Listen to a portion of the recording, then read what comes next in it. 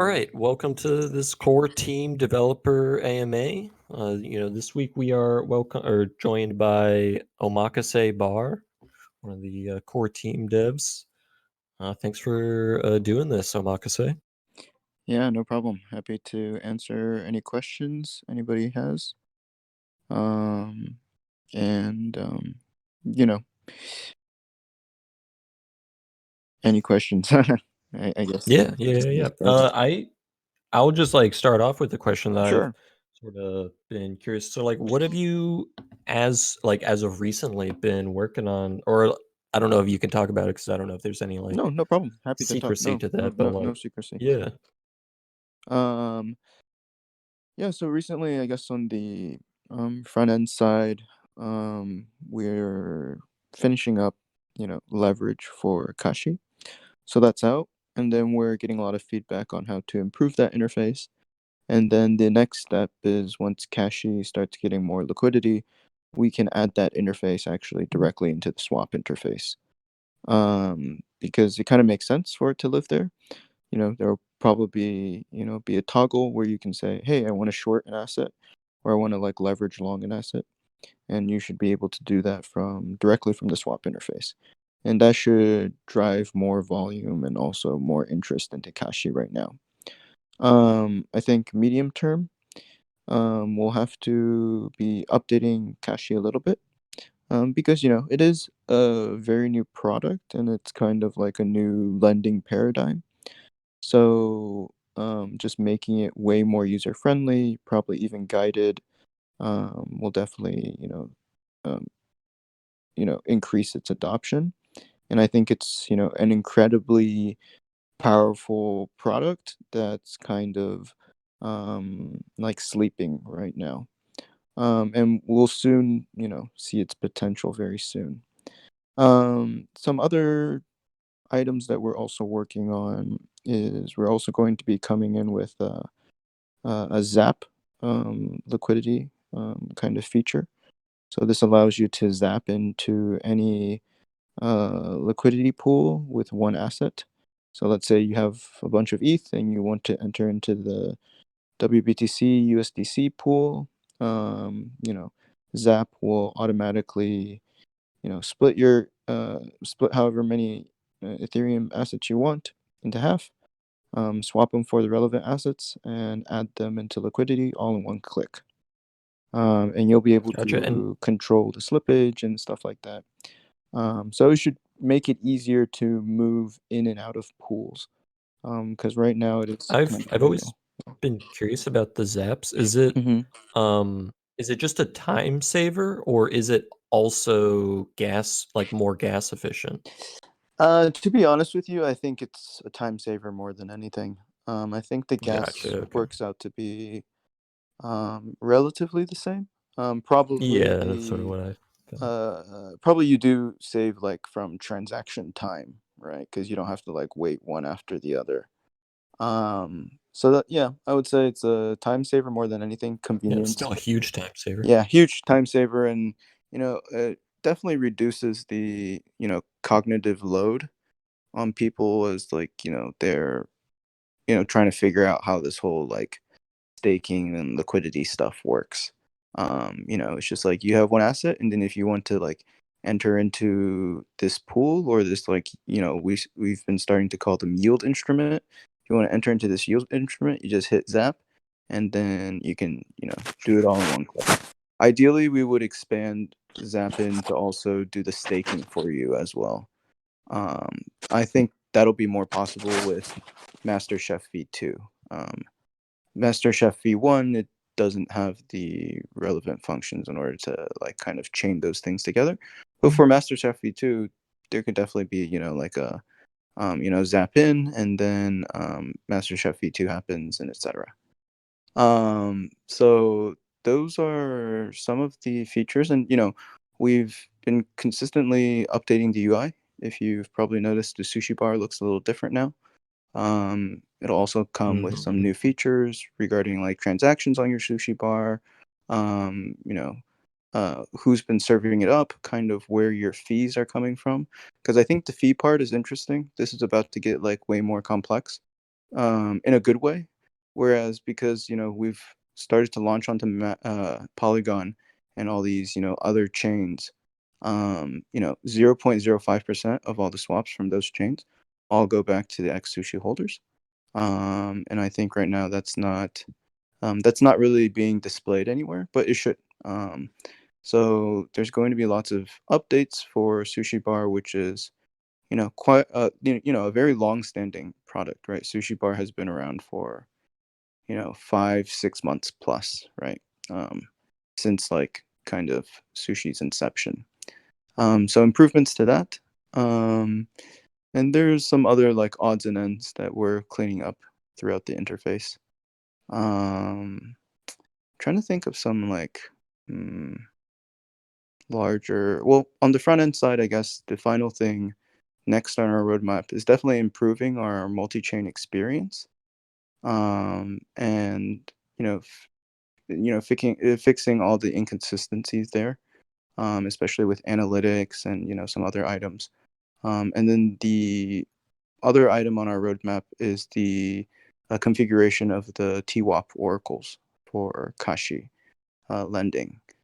So once we have those configured, technically anyone can create any market with a TWAP oracle if that pair is already on SushiSwap.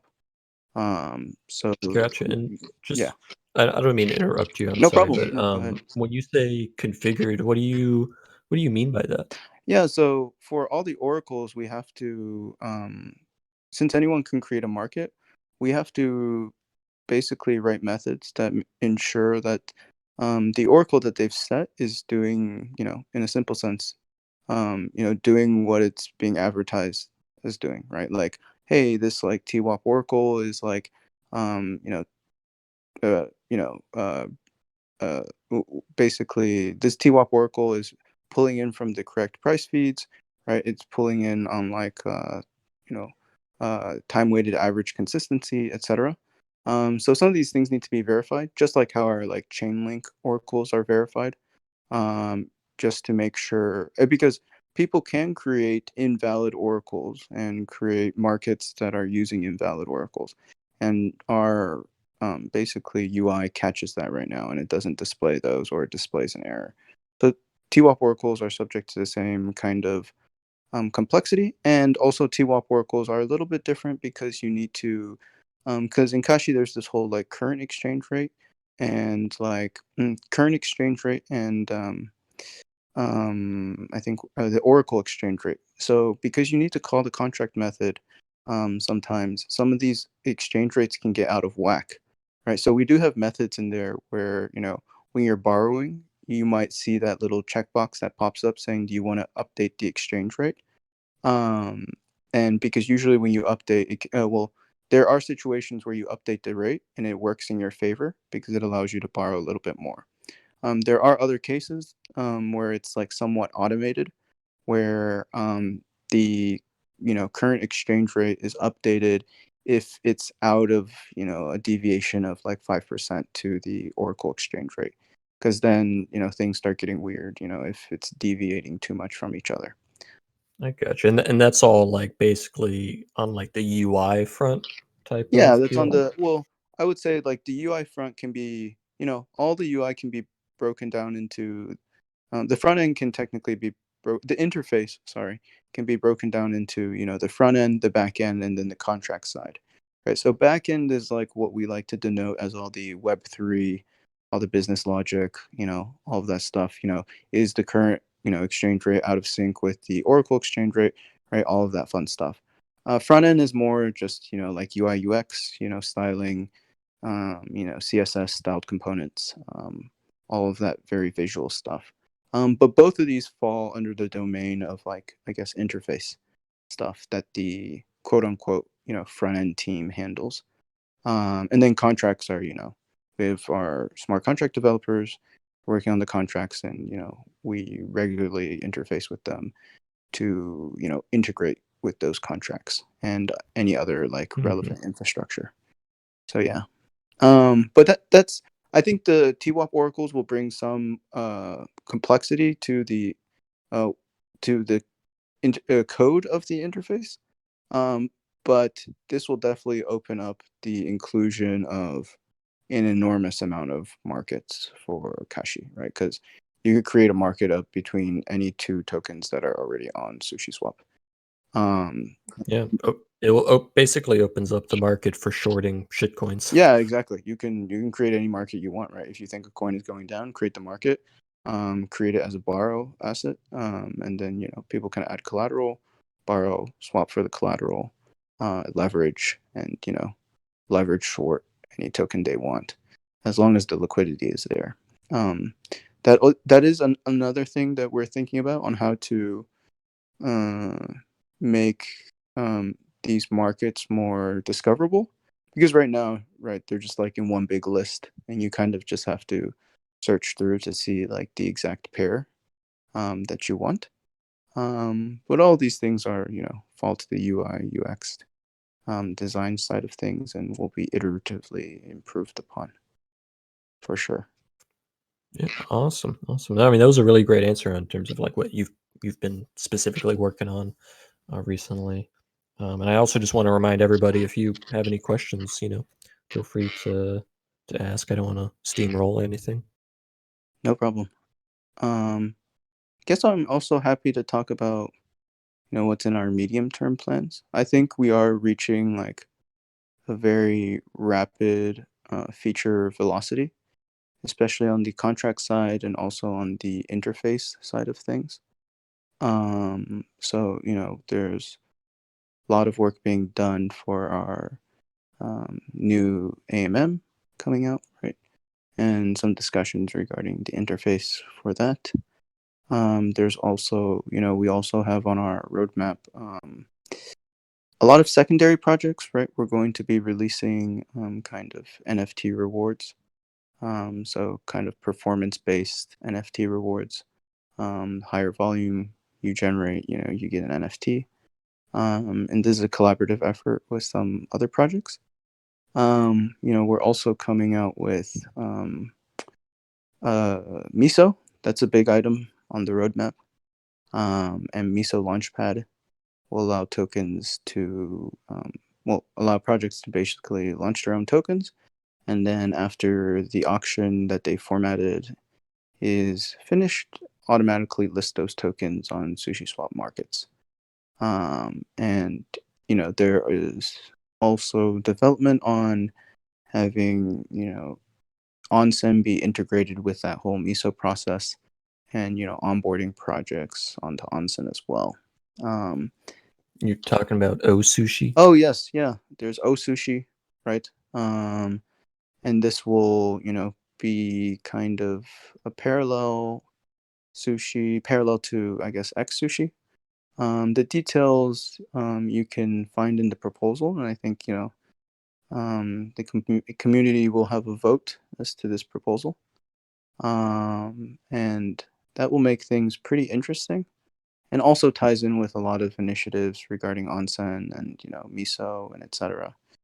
And I think the last medium item I can think off the top of my head is um, sake, um, kind of like sushi's equivalent to socks. That will be launching fairly soon, and that'll be a very, very, very interesting product. Just a fun, NFT kind of product that I think, everybody working on that has definitely put a lot of time and effort and dedication to that. So I won't go too deep into that, but it's going to be awesome. You can also follow the Sake, I guess, Twitter account. Yeah, I think it's 0x sake. Yeah, 0x Sake on Twitter. You can see kind of what they're cooking up there. And then some longer term objectives is finally, beyond the AMM version 2 is also the Show You NFT exchange. So lots of interesting discussions going on there, and integrations with other, third party providers. There is also,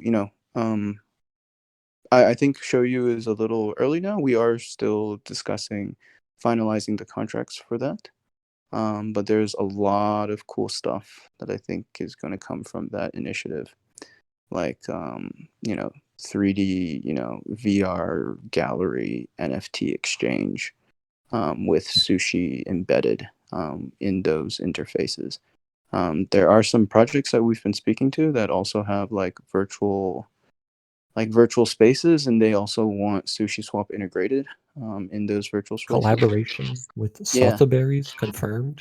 Oh no, nothing that extreme. But I think there's going to be a lot of interesting things revolving NFTs for sure, right?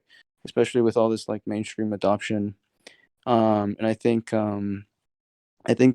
currently there's a lot of inefficiencies with the NFT markets. Everything from how you store and load the assets, right? Because right now most things are pinned to IPFS, and IPFS isn't like entirely reliable for large file sizes or high resolution or like different kinds of file formats. There's also going to be like this explosion of like AR VR experiences, right? That's also tied into with this whole NFT trend. And then like finally, I think there's also going to be a lot of payment friction, right? Because currently for most NFTs you can only purchase using ETH.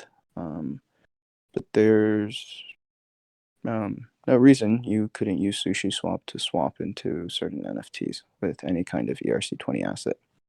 So lots of discussions there. I think show you is like a longer term objective. By longer term, I view it as on the horizon of like 3 months. I think a lot of things are very rapid pace at Sushi, right? So, most organizations, when they say long term, they mean like, 2 to 3 years. When I say long term, I think it's on the horizon of, maybe at most 3 to 4 months, right? 2 to 4 months. Anything medium term, it's all kind of hands on deck, and short term, as you've seen, our big push this week was getting on Polygon and setting up all of our Yeah. kind of multi-chain initiatives. So that's all going to be like super interesting as we go along. I think as of this moment, we have around 320 million liquidity on Polygon.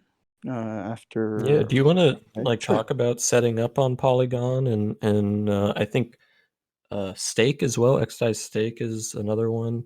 And sort of like were there like issues with setting up on Polygon or stake? Was there things that worked out weird or Oh, was sure. it all super easy? So yeah, I think Polygon is definitely like a newer um sidechain, right? And I think these sidechains, the development support for these sidechains will only get better.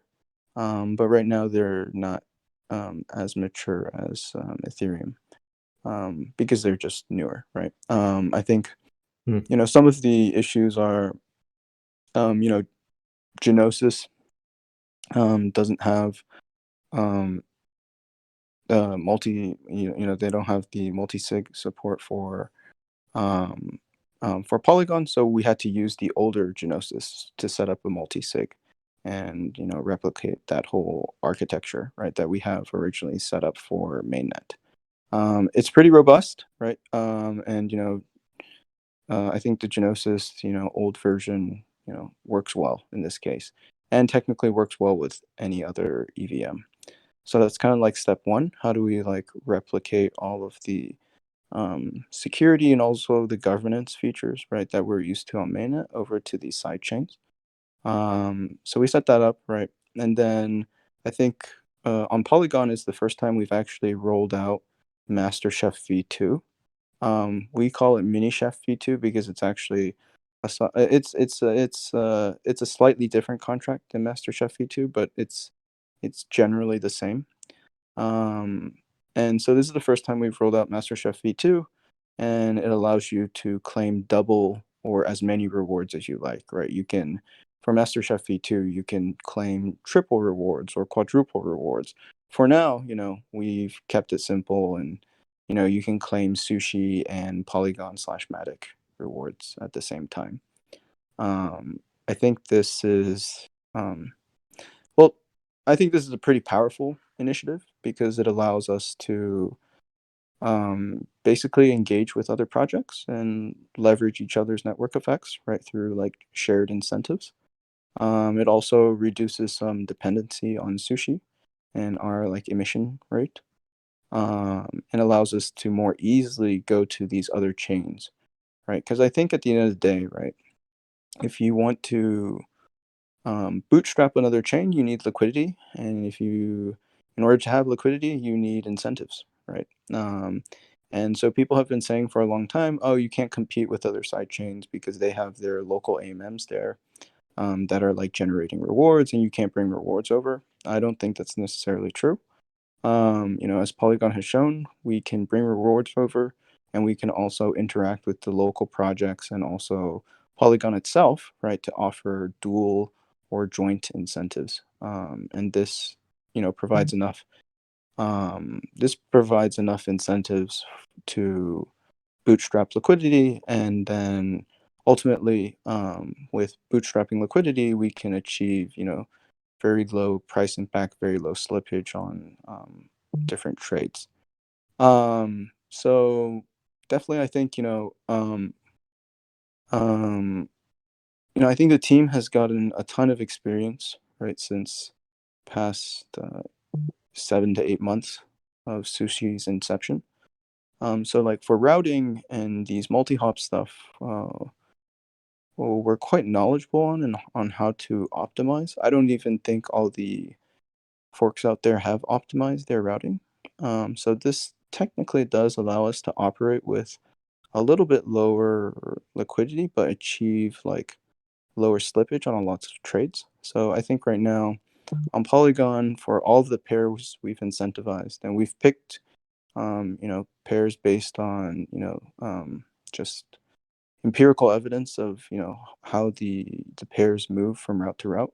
Some pairs it actually doesn't make too much sense to incentivize, and people are just burning rewards on those pairs. Other pairs are like what we consider critical pairs, that should be incentivized.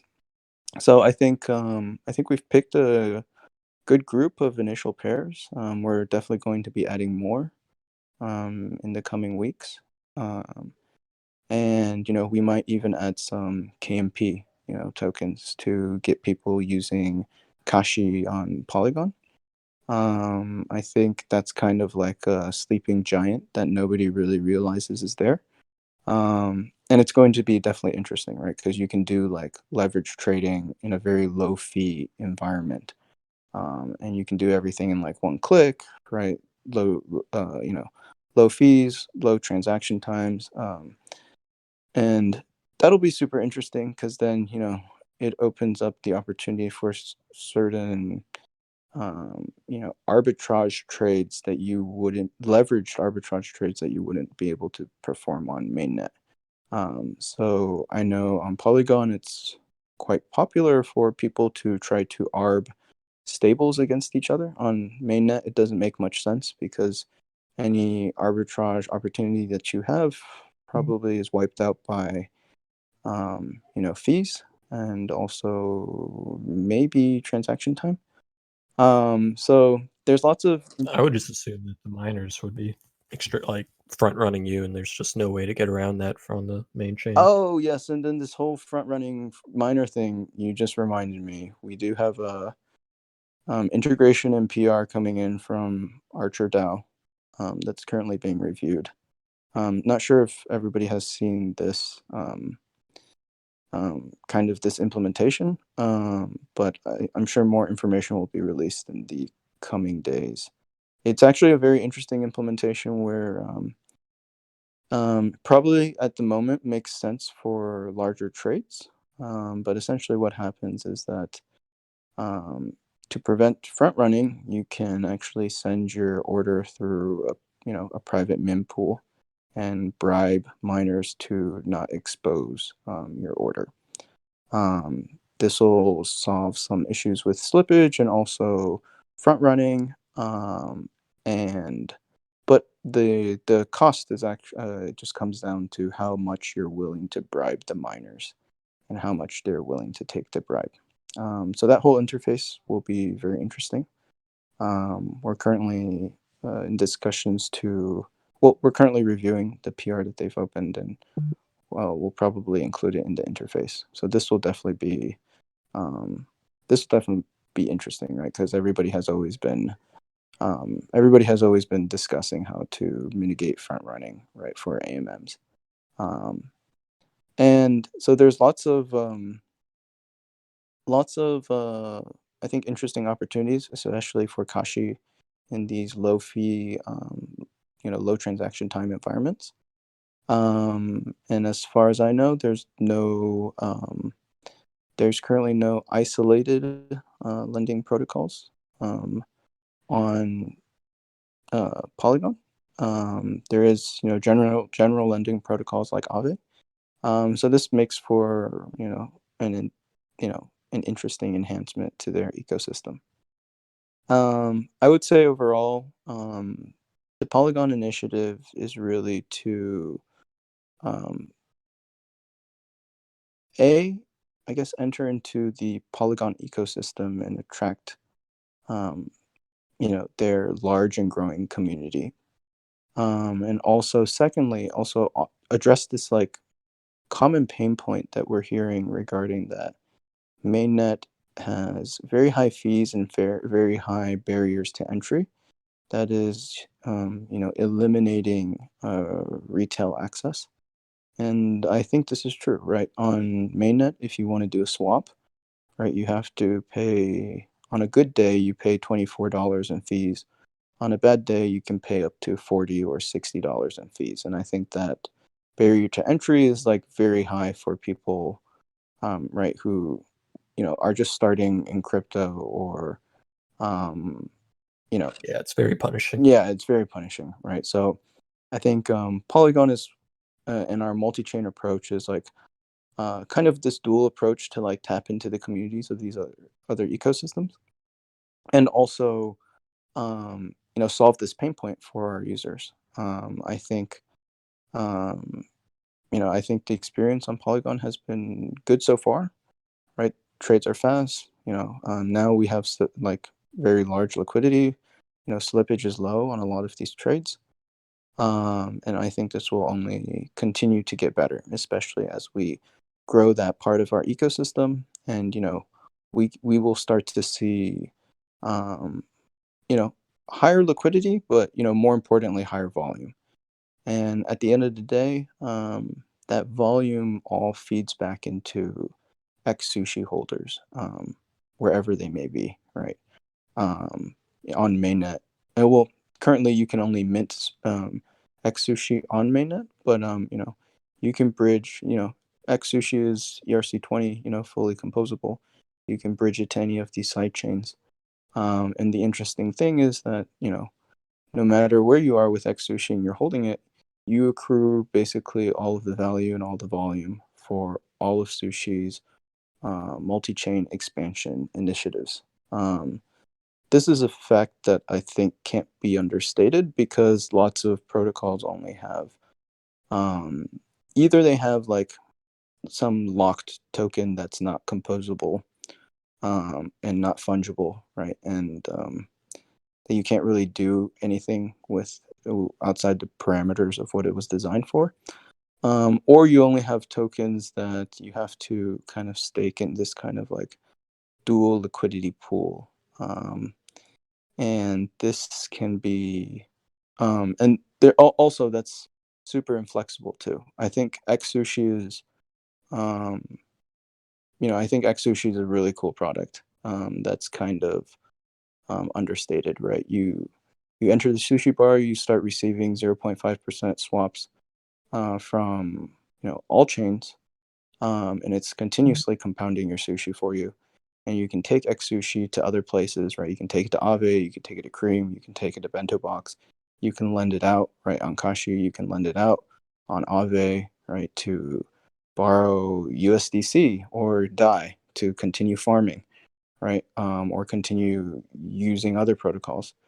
So you really start to do all this, what we quintessentially call DeFi Legos, and you can actually start building Lego pieces with them, and quite complex ones.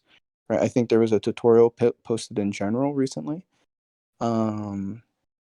regarding how to, get your X sushi, loan it out on Kashi, um, and sorry, get your X sushi, add it as collateral on Kashi to borrow, dye, and then take that dye over to Alchemix, to mint that dye, for ALUSD, and then stake in their ALUSD pool for, an APY of, I think it was like around 60% currently. So that whole environment is super awesome, right? Because it's just massive capital efficiencies, right? You are accruing any yield from, you're accruing yield from any like deposits in bento box, right? You're accruing yield from, X sushi itself, right?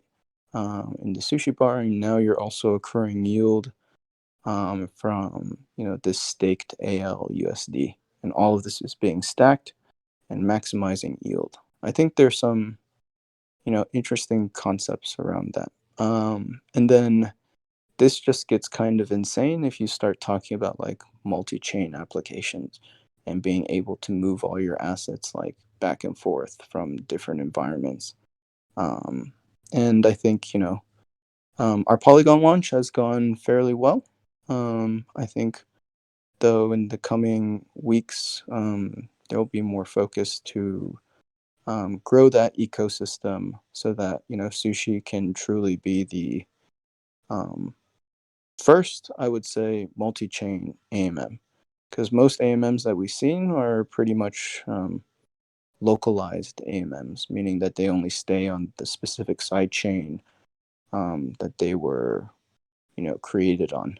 And that there's also, I think that's partially due to technical limitations with how they handle, um, yield farming and other items like that, and also like, how they bridge rewards over and etc. I think Sushi has accumulated a ton of experience on how to do this, which makes our, expansion to multi chains quite smooth.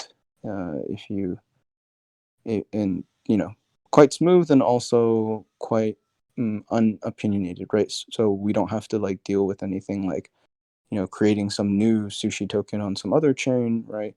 And then all the complexities that come with that, from the technical to also economic complexities, right? So I think, we figured out a pretty good system on how to go to these other chains, and at the end of the day, right, expanding to other chains is to grow our volume, and all that volume accrues to X sushi holders, and X sushi holders are essentially our community. So that's basically that whole initiative. Um, and eventually, we're coming out with O Sushi, and this will, if that proposal passes, this will also make for, more applications for sushi, right? It's not just like a reward token anymore. It's really expanding into all these different verticals, and that's what's, I guess, really interesting to me. Yeah, Osushi is. I mean, I'm assuming the O stands for onsen, and it's really interesting, sort of the design there, where basically you're locking, sushi, with the caveat that if you lock it for like at least a year, is it also gets turned into X sushi. But then you use that locked sushi slash X sushi as your voting weight to assign, uh, the gauges for the sushi emissions. Uh, it's really, really interesting. Right. I think it's going to add a lot of flexibility, and also align us incentives better, in my opinion.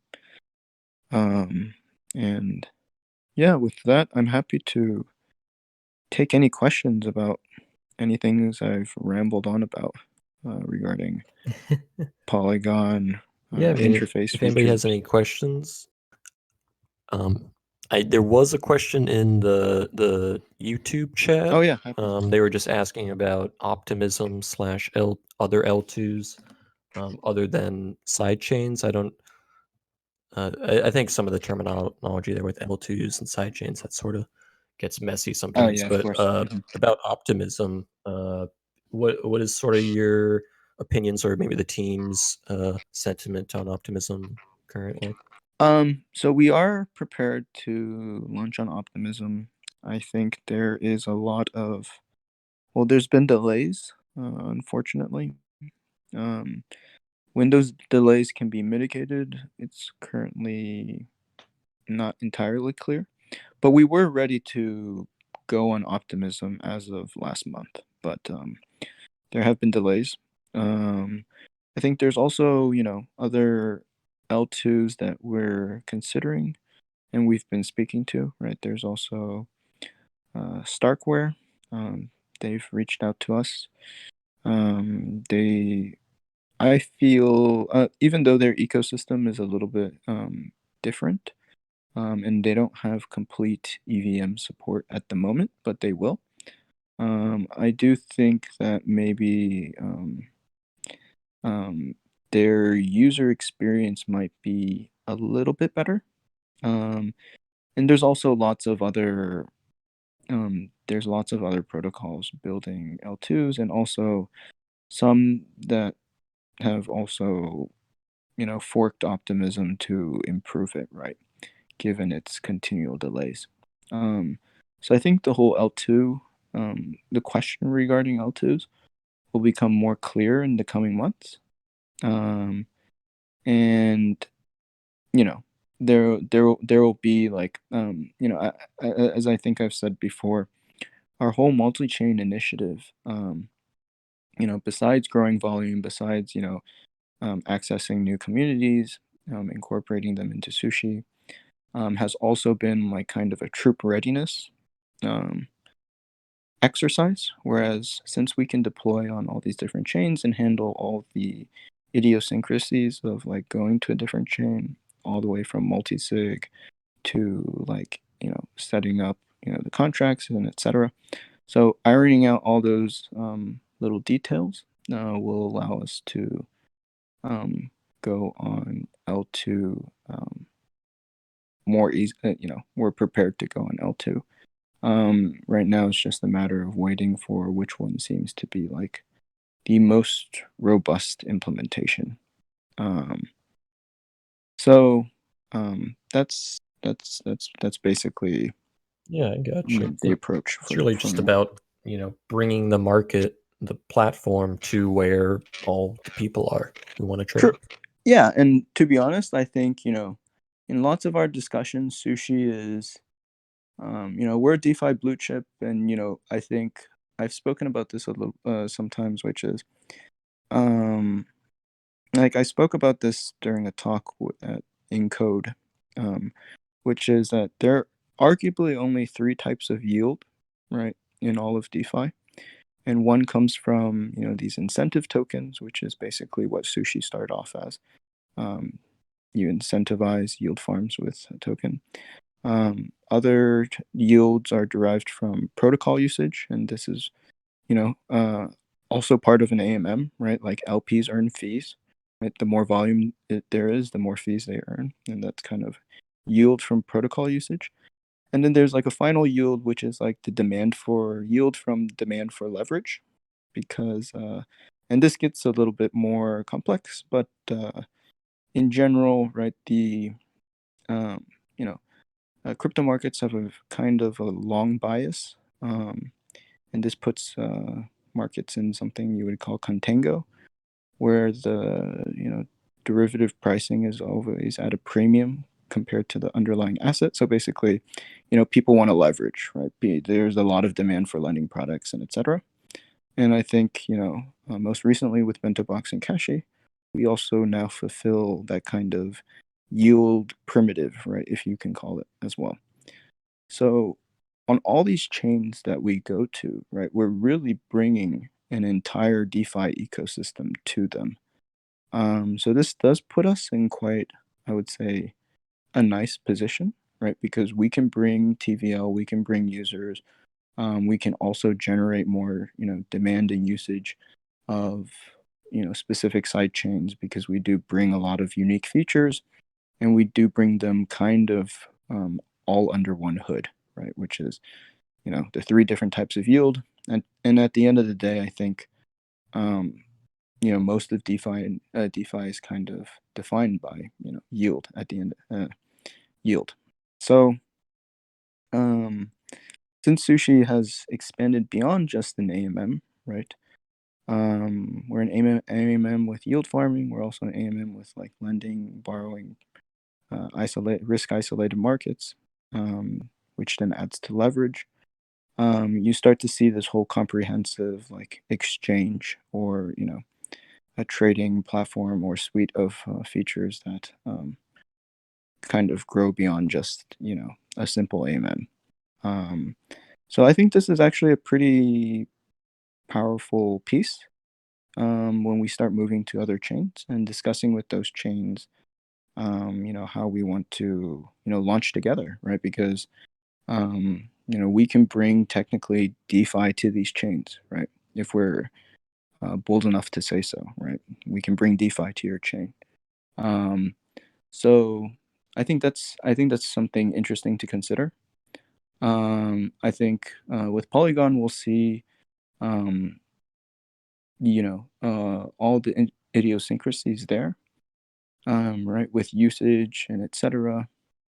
Right, like, I know on Polygon, people like this idea of, because fees are so low, they can continuously harvest and compound their yield farming. Ideally, this is something you'd like to do on mainnet, but with the fees, it's not always. Depending on your like, um, deposited liquidity, it's not always possible to have this like compounding um, strategy on farms. Yeah, Um, why are you guys thinking about trying to build in like a compounding feature to Polygon? oh, it was brought up in the discussion. I don't think we have any like concrete plans at the moment. I mean, this was just like a totally random thought that came to my head when you were talking about that, but it'd be pretty cool to get like, I don't know if you're aware of this project, but Adamant Yeah, Finance, it'd yeah. be cool to get Hmm. them in the Cashy or the Bento Box, excuse me, uh, or some, it's just because they have things already built and they're already doing that. Basically, it would be Definitely. perhaps a time saver, perhaps not. I don't know. There's also lots of aggregator protocols that we've been speaking to, that are interested in, because they see Kashi as a pretty safe mechanism for yield, right? And it's Oh, hold on, you're like underwater right now. what? Sorry. You were, I don't know. It sounded like you were like sinking beneath the Oh, ocean. sorry. I think probably was just covering the mic a little bit. Um, Oh, gotcha. No worries. but yeah, I think there's lots of interesting things to build, and with Mini Chef and Master Chef V2, we now have this batch function that allows us to chain together different transactions. So technically, um, and this is just dependent on dev availability. We could build a feature that allows people to finally harvest all. I know um, this has been a big request, right? Like, because currently you have to like harvest from individual farms. You have to like click multiple times. But with MasterChef V2, since we have this batch function, there can be a button where you can just harvest all automatically, and it harvests from all your farms. Um, and then you can start to do like with Zapin, right? You can start to do some interesting things where it's like, okay, you harvested all, and now you want to like zap in back into all of your farms to continuously compound your yield farms. So it's like you harvest all, you zap in, harvest all, zap in. Um, and so those will be pretty cool convenience features, I guess. So those are definitely possible and should be somewhere on the roadmap. I think a harvest all wouldn't be super complex feature. But it's just a issue of like Famous last words. oh, sorry, yeah. Oh yeah, definitely. Hopefully not a complex feature. I don't expect it to be. I think MasterChef V2 is a great contract. And um and I do think I MasterChef. did have a. Oh, sorry, go ahead. Oh, sorry. I don't. I was just gonna bring up a question that Sure. Sushi Friend posted. This might be some alpha. He asked about practical transactions. Oh yes, okay. This is our gas relayer system, which also aligns with our kind of multi-chain approach, and also is currently being utilized for limit orders. So um, I know limit orders have come out of the review stage, um, and there is also an alpha out. Um, oh yeah, sorry, I think I had forgotten about mentioning limit orders on the roadmap, but limit orders is something that should be coming out as well.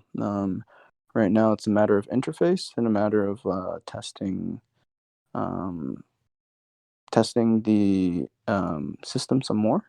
And then this will also start to leverage some of the stuff we're doing with this gas relayer. And I think, one way to think about gas relayer without getting too much into the multi-chain stuff is essentially, on mainnet right now, there's a pain point that you have to use um, ETH for every transaction. And, with the gas relayer system, you can use the base currency, right? So you can perform let's say you want to swap, let's say your wallet has USDC and you want to swap to WBTC, and you have no ETH in your wallet, you would just pay the swap fee using the USDC. And this is kind of like the experience that you would have anywhere on, Coinbase, right? Coinbase doesn't, require you to hold ETH or any other underlying currency in order to use their application, and you just usually pay the fee with the base currency, which is usually dollars, right? So that's kind of a simple overview of gas relayers, and I think there's a lot of powerful applications for them in the multi-chain kind of domain. And initially, this is all going to be tied into limit orders, which is definitely out of the review stage and into alpha. Once we start to build the interface around it, we'll open it up for like beta testing and then seeing how that whole system scales. But that should be coming relatively soon as well. So Cool. That we'll sounds be, very interesting. Like gasless swaps, limit orders. yeah, Um, gasless swaps, limit orders. Um, and I think a lot of like we did have a version, like a V1 version of limit orders, way back when. This V2 is somewhat improved and also does leverage this gas relayer system, which did is the original limit order system, from my experience, it worked, but I wasn't. It wasn't clear to me if there were like bugs in it or if there were edge cases where it didn't actually work correctly. I think Why it. was that, I guess, deprecated? Oh yeah, sure. I think it was working. It had some optimization issues, and also there um, were some slight edge cases.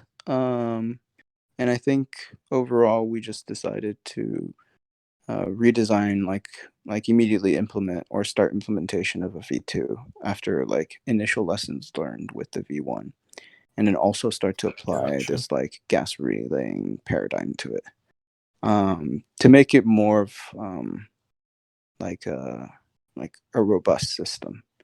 Though I think V1 was working fairly well.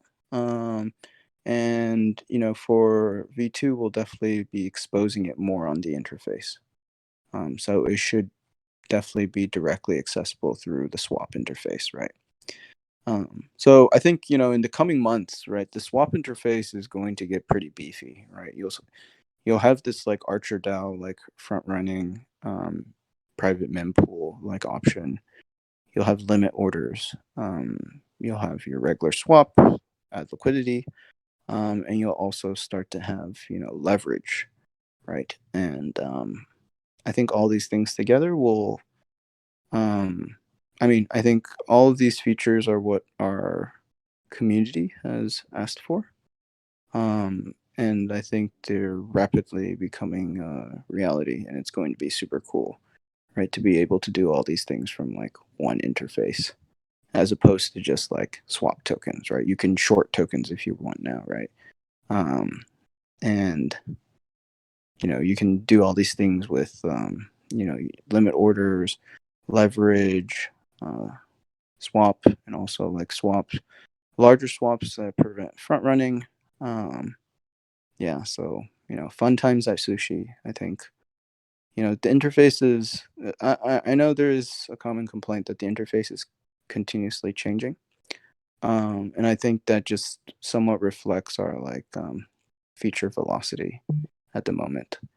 I think once we get over kind of this hill, of limit orders, right, like front running mitigation, um, and leverage all in swap interface, then really the next thing would be to do AMM v2, um, and that involves Mirren, also involves Bento Box, and will make that system highly gas efficient and also capital efficient as well. So lots of cool things upcoming, and also lots of cool things already here. And happy to take any questions about all these things. It's always such a mouthful when I like talk about these things, and like I always forget things because there's just so many. But if you bring up something, I most likely know about it and have been, participating or working on it. So happy to answer any questions. Yeah, I'm just gonna leave the floor open. Oh, go ahead, Orion. Yeah. Sorry if there's any background noise. I'm at a dinner No problem. table. I was curious on if there's any updates on Radium and that integration that we voted on last month. It's kind of seemed like no news, and I kind of assume that I know there's the discrepancy over the OnSIM allocation. Did that just kind of get scrapped, or what's the status of that? As far as I know, the most recent status is that they're still building. We've been interfacing with them and addressing certain questions. And we're really, I guess right now we're just waiting for the Radium side to present something that will go through our review process, and all of our formal verification stuff, and then a formal like integration. So definitely ongoing, but more so just kind of in a holding period as we just give them some time to develop, right, and clean up some items.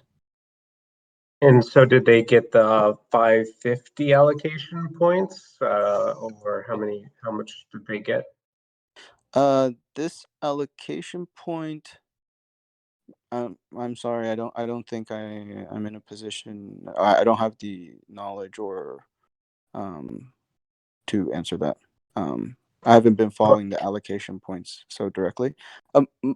My guess is that yes, tentatively yes, but I think this is also subject to a lot of the changes that are upcoming with onsen and also on sushi, right? Because this does make open up some new allocation points, right? And also the multi-chain initiative has also opened up some new allocation points. So I do think that whatever controversy there was with the 550 allocation point, I think in the next coming month can be, if that was a point of controversy, then we can definitely resolve that without issue. So as to the specifics, I'm sorry, but I don't know whether it was 550. Off the top of my head, I think 550 would be okay in the coming month, given certain changes. But I'm not gonna don't hold me to that. But I don't think it's a huge problem. Cool. And I was also curious about I'm sorry, how did it, oh yeah, how are flash loans being used in Kashi, and like what kind of yields have those been able to generate, and is there more looking into ways that like that can be leveraged, how we can leverage our liquidity there? Yeah, definitely. I think I did see a very interesting integration come in today that utilized Cache Flash Loan. I think currently they're not being used as much as we would like them to be used. Because as I said before, I think Kashi and Bento Box are new paradigms. So I do think there is like kind of um, there will be time for adoption, right? Time necessary for adoption and understanding. We do see different teams building things already. I think this is also the big push for the Bento Box hackathon. I think that's also open on the snapshot right now. If anybody wants to vote yes or vote no, I think that initiative will also rapidly increase Bento Box and Cache adoption. I know there are some teams already starting to build interesting things on Bento Box. Some of them also leverage higher utilization of like flash loans and items like that. And I think right now the problem probably with flash loans is just it's not incredibly obvious to people how to leverage this feature. But um, you know, these things I think will eventually become more and more utilized, especially after this hackathon and Bento Box. People know how to kind of adopt this new paradigm. Um, but as of yet, I don't think any flash loans have been used and therefore have not been applied to any Bento Box yield balances.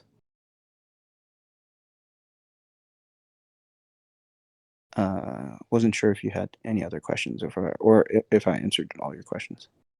You answered them all fine. I have an infinite amount of questions, so I hope you have some Go ahead. time.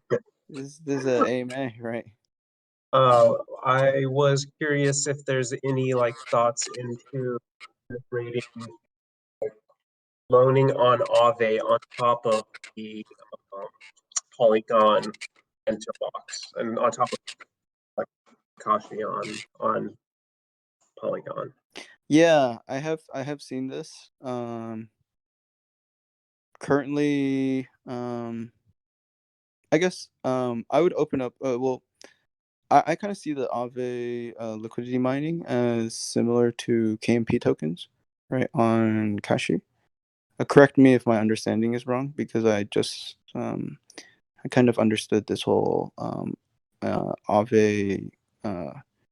Aave incentivization on Polygon a few days ago.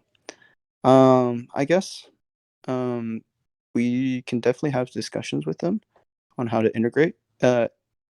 If it's an issue of well, right now I would just preface saying that I don't think it's a technical issue. Like adding them to Minichef V2 might actually be pretty cool, right? If they could, if we can incentivize the Aave token, then we can have triple rewards, right? There's no reason we can't have triple or quadruple rewards with Minichef V2. Something to be discussed.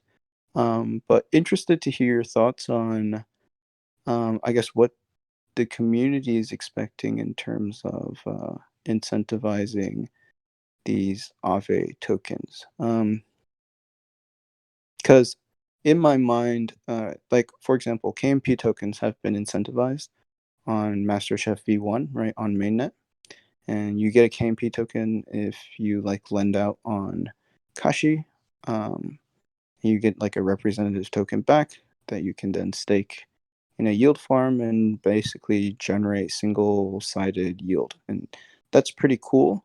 but I don't think these types of tokens should be heavily incentivized. So if you noticed on MasterChef V2, MasterChef V1 on mainnet, the KMT tokens have quite low allocation points.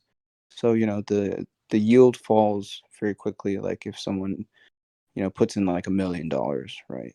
They're not like your typical yield farms where they can saturate up to 50 million, 100 million, and still retain like a reasonable amount of yield. And the reason for this is that then if you incentivize these KMP tokens too much, they do kind of throw interest rates, the lending interest rates out of whack a little bit. And the whole reason for the lending interest rates is that you always have the correct amount of utilization, right? So, we're always targeting for around 70 to 75%. So if anybody needs to withdraw, they can. And it doesn't get stuck into this situation where utilization is too high and also nobody can withdraw, which is common for lots of other lending protocols. So just interested in your thoughts on why we should incentivize either KMP or these Aave Aave lending tokens. But yeah. Sorry, I don't think I was being clear. What Mm. I was suggesting, No problem. what I was suggesting is for the collateral in the bento box not being used, they use it for flash loans, but instead be lent out on Aave to auto get Oh, I see what efficiency. you mean. Okay, I understand the question now. Yeah, so you're speaking more as like a bento box strategy. Yeah, been totally possible. So like we have a compound strategy. I think it was deployed a couple weeks ago. Any strategy that's deployed, any strategy that's deployed to the bento box has a 2-week time lock. So similar to the compound strategy where it's like you take some of the assets in bento box and you lend it out on compound for comp tokens that can be then paid back to the bento box depositors. Definitely we can have something set up like that for Aave and turn that into a strategy. I think for Aave we just need to look into the market risk of certain pairs. But other than that, I don't see why that couldn't be deployed as a bento box strategy on Polygon. And then you would, accrue yield passively just by being in bento box, similarly to how you would accrue yield passively from, the compound strategy on mainnet once that's live. Yeah, definitely. Great suggestion. And just on the previous question, when you misunderstood what I was saying, I think like which pairs should be incentivized on Kashi? It should be lending US dollars because everyone doesn't want to short things in the bull market. They all borrow US dollars. And it seems like those are the only pairs getting utilized in Bento right now. Yeah, I definitely, I think, yes, I definitely think that's valid. I think we should incentivize USD stable pairs a bit more, because we are seeing the highest like lending rates on Kashi currently with the stables, right? I think there is the USDT Thor market right now. I think the yield on that, the interest rate on that is quite high. It's like at 56%. And that pool is quite liquid. Like that pool has at least 300,000 in it. So it's not like a random $2,000 pool that has the interest rate going super high because nobody's like utilizing it. So that's, I guess, some alpha for everybody. If you'd like to provide USDT to that pool and get some 56% interest rate currently. Yeah, I think that that's super valid. I think there's also been some discussions on incentivizing or assigning like a very, very low alloc point to X Sushi, X Sushi markets on Kashi as well. And to encourage people to deposit X Sushi into Bento Box and produce some yield for X Sushi, because currently X Sushi does have its yield from Sushi Bar. There are no strategies for it in Bento Box, and lots of people should be if you're a long-term sushi staker, right there, you should technically, right, like if you want to continue yield farming, you should stake that X Sushi. Sorry, not stake. You should put that X Sushi up somewhere in the X Sushi market and borrow out stables, right? And then you can take the stables and you can continue farming and maximize your capital efficiency. So definitely all possible.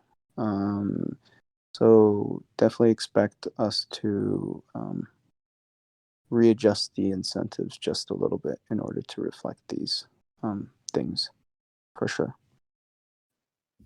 And I just had like a random Mm-hmm. question. If you had seen or looked into that abracadabra thing at all? Oh, I have no idea what that is. It's like Yeah, explain it to me. in my interpretation, it seems like it's basically a stable coin. It's like Alchemix. It's like a stable coin that's built out of yield generating collateral, but it's like a multi-asset form of that Alchemix dollar. So, and they had like a bunch of Yearn Vault assets, and then they also had X Sushi as the assets that they were looking at supporting. Oh, interesting. I've seen protocols like these, right, where it's like, they're kind of like lending protocols, right, where you like add collateral and then you can like, they give you their stable in return. There are some interesting ones. I think, yeah, definitely possible for Kashi to do that. I don't know if that's on the roadmap, but it's definitely a mechanism that can be leveraged within Kashi to add collateral and then just mint Kashi stable, right, if you'd like to call it.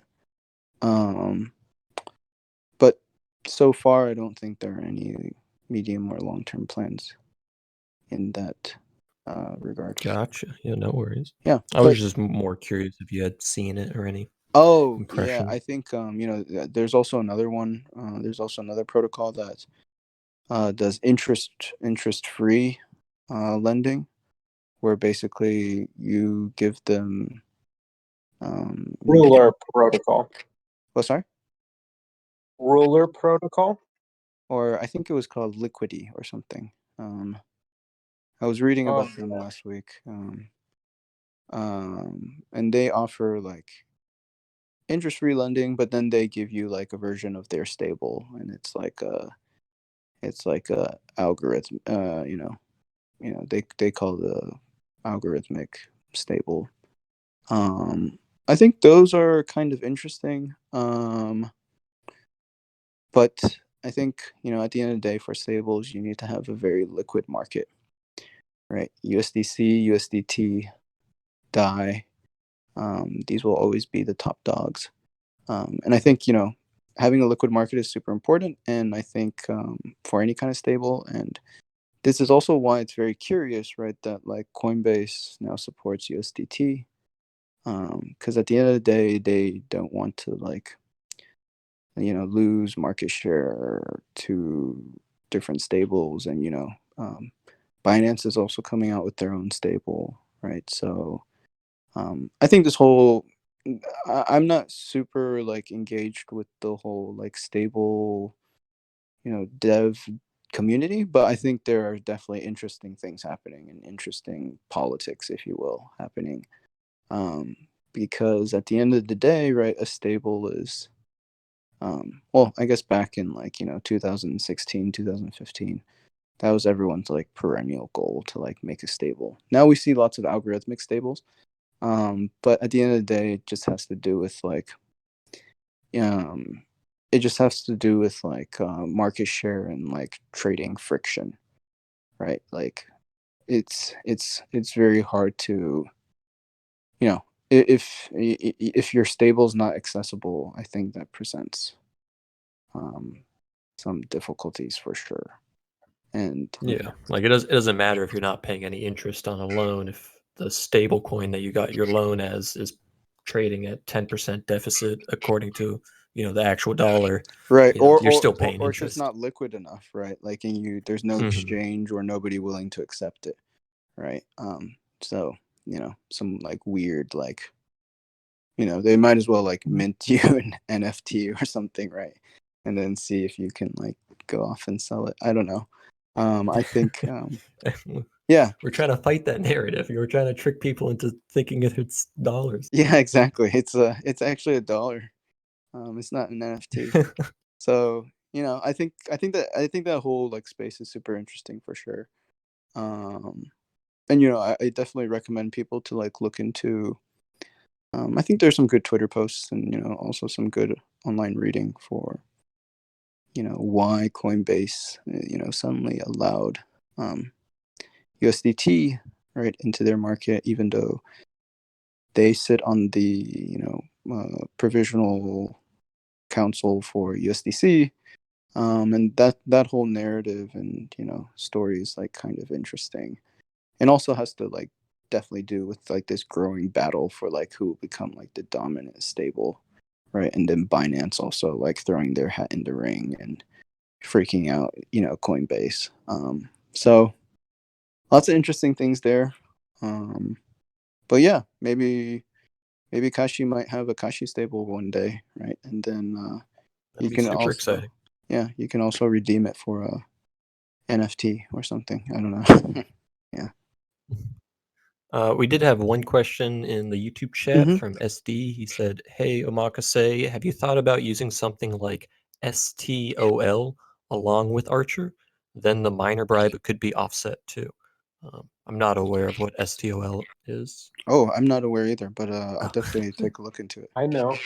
Oh, Soman, yeah, It, please it's explain. it's ETH cash back kind of thing. It gives you a yield based off of how much your ETH balance has changed. Don't think it's been extremely successful though. It's Ah, from the stabilize.finance people. okay, so it gives you a yield. So it's kind of like an option, I guess. It's kind of like the Chi token almost, but like Oh, okay. it got shifted because they made that I don't know what's happened since London but yeah, it was based off of kind of some of those gas cashback tokens. Oh, interesting. Um, Magic Turtle, I don't know if you can respond to the YouTube, but not sure what he meant by using STL with Archer DAO for the miner in this case. Does he mean I guess if the it's fee it's to reverts, then pay you just back for the minor bribe. Um, if and so it's it's more of just like full on supporting STOL. I think is I don't think it has like too much interaction with the Archer I DAO see. system. Just more of as like a um, subsidy, I guess. I see. I see. Yeah, definitely something to look into. Um, I also have written it down as a note. STOL and Archer.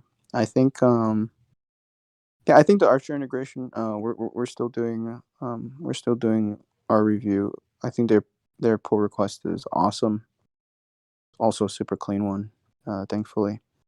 Um, and we'll take some time to review and figure out all the quirks with that system. But I think it's going to be pretty cool Yeah. for sure. Well, it's I don't want to hold you up for like hours and hours and hours, but if No people problem. have any other questions, I think now is a good time to ask it and start wrapping up, within the next 10, 15 minutes.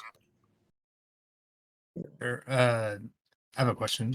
Is there any Sure. plan planned integrations between Bento and Yearn at all? Oh yes, definitely. So Yearn is as far as I know, I think Yearn will definitely be helping us write strategies that can be deployed on Bento, right? Because that's kind of Yearn's bread and butter, right? They write strategies all day long, and Bento Box is essentially a vault where you can deploy different strategies so the user balances accrue some yield. I think initially how we wanted to start was with the easiest strategies, like the X sushi strategy, where any sushi in Bento Box gets automatically staked into Sushi Bar, right, for X sushi and that yield. So that's like the easy peasy strategy. Second strategy would probably be Compound, which is like for all intents and purposes, market agreed, very safe strategy. And Yearn is definitely um, you know interested in writing additional strategies once we kick off the first two. I also know that Yearn is building something for the Bento Hackathon, so won't disclose any details there, but that's going to be pretty cool as well. So, in terms of Yearn collaboration regarding Bento and Kashi, yeah, definitely happening. Some things incoming. Awesome. And one more question. What are your guys' perspectives on Uniswap's V3 release and the concentrated liquidity? Mhm. Yeah, just your thoughts on it. Sure, I can give my personal thoughts. Not sure what everyone else's thoughts are. I think there are definitely some interesting features in Uniswap v3 regarding curves, and technically, some of the killer features are, depending on where you lie on the curve, it's technically you're taking exposure to one asset, so it's not even like dual liquidity provisioning anymore. You can take like single asset liquidity provisioning. There's also going to be, I think, some cool things regarding synthetics, right? Because you can, create very concentrated liquidity to reflect kind of a synthetic asset. Um, on top of that, though, I think generally, it is a new paradigm, so people will need to get used to it. I think there will be lots of friction, and at the end of the day, I think, and this is just my opinion, and I could be totally wrong about this. I think liquidity provisioning historically has mainly been more suited for retail, in the sense that retail kind of investors are looking for a place to add their yield and kind of leave it and forget, right? And it accrues some yield, and there are different protocols, and especially Sushi, right? Job is to incentivize pools that offset the impermanent loss and push certain pools into impermanent gain. And given higher volume, these pools are also continuously pushed into higher impermanent gain. So all of the work around AMMs has been to optimize for that. I think you know I think Unity v3 kind of targets a more institutional kind of player, especially with especially when there's kind of a gap of lacking. There's going to definitely be a gap, and there currently is, in like tools that automatically allow you to rebalance or redesignate your curves. So I think there's definitely going to be challenges there, and currently are challenges, right, for retail users on Uniswap. And at the end of the day, if you think about it,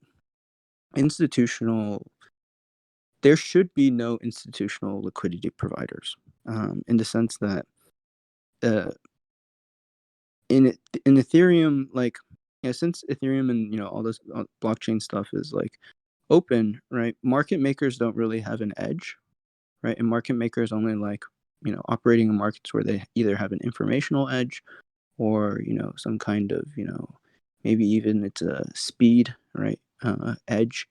But in Ethereum you don't have it, right? So it's kind of like an arbitrage, kind of an arbitrage. How do you say, like paradise?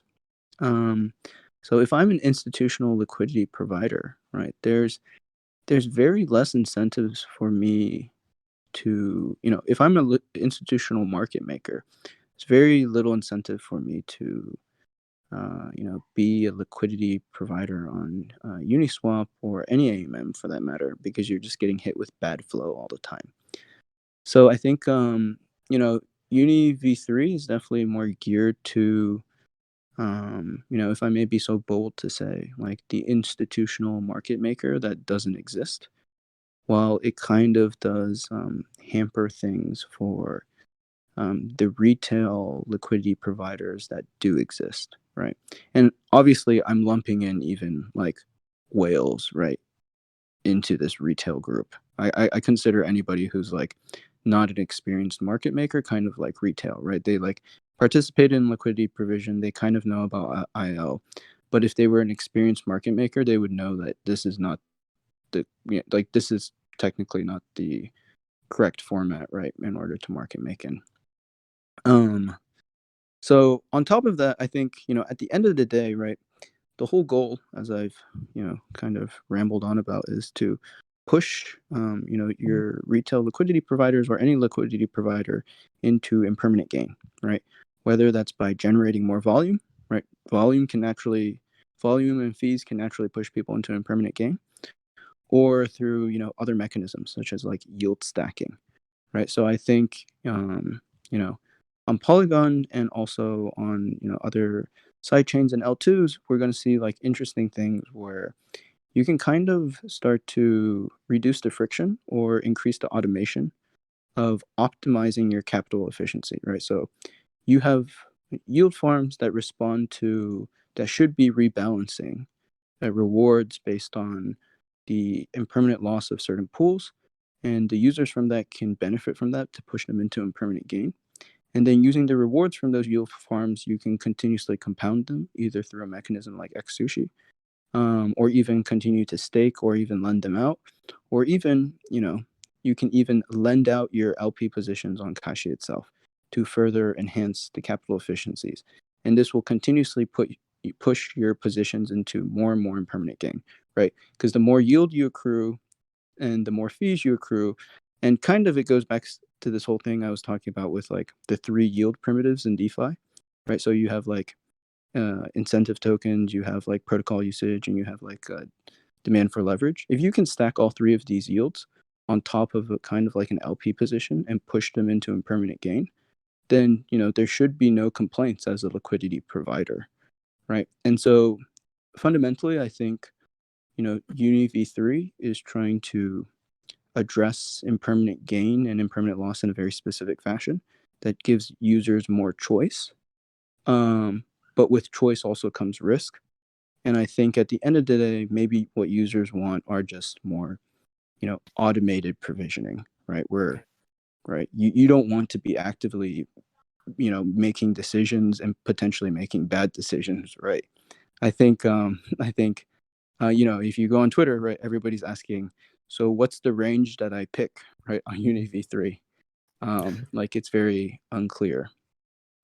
For institutional market makers, they would know what range to pick, but as I said, at the end of the day, I don't think institutional market makers are, they would never supply liquidity to AMMs Right. because there's no market making edge. Yeah. Yeah, I agree 100%. It's funny because like I feel like the people who are using Uniswap or who think that Uniswap will like replace order book exchanges forget that 0x exists and that does not have impermanent loss. Yeah, You know, exactly. Yeah. it's like why would they use something like that? And it like with Uni V3, it seems like you split it like the long tail assets are definitely gonna stay with AMMs and exactly like what you're saying with the 3 different yields. And then the professionals will just go to order books because that makes sense, you know. Definitely. I think I think there's lots of opportunities for, long tail assets on Sushi and etc. And there's also lots of initiatives if you like, Miso is technically maximizing the generation of those long tail assets.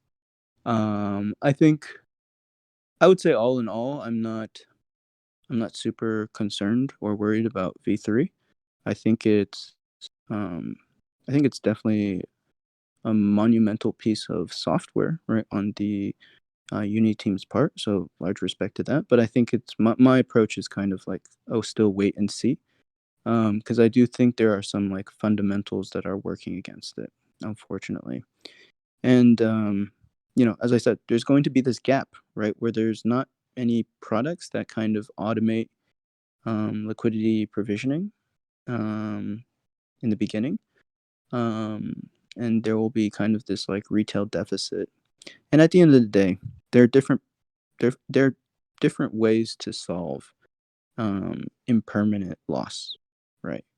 And people usually forget that assets that liquidity pairs can be an impermanent gain, right? Given enough fees and um, you know yield stacking and applying all these different yield primitives. And then there's also this like whole other dimension of like options and stuff, right, that you can like purchase to offset like risk and uh losses through impermanent loss. I think that gets more complex.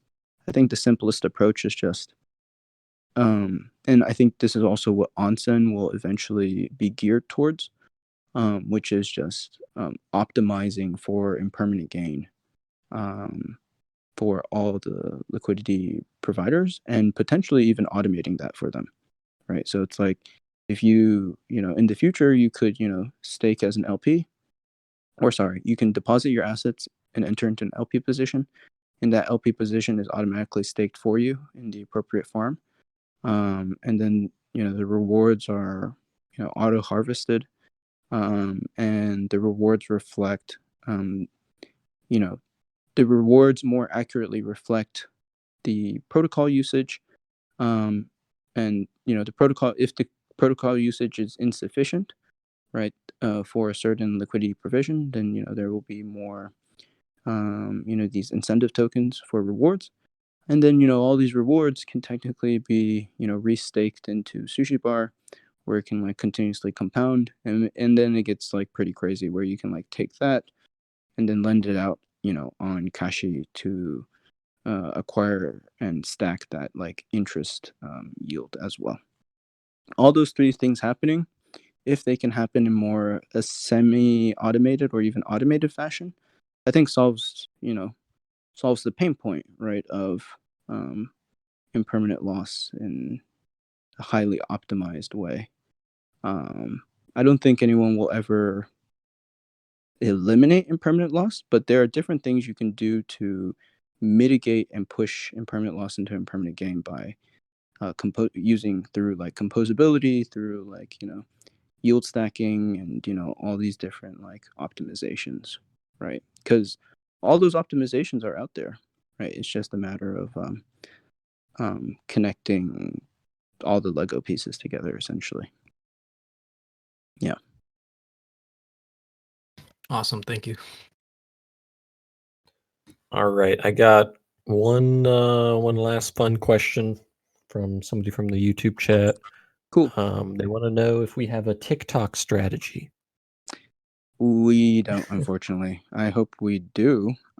I don't even know if I'm allowed to say. I hope we do, but We're always looking for volunteer TikTokers. yeah, always looking into volunteers. I know TikTok, you can even like purchase consultants from them. So Wait, maybe really?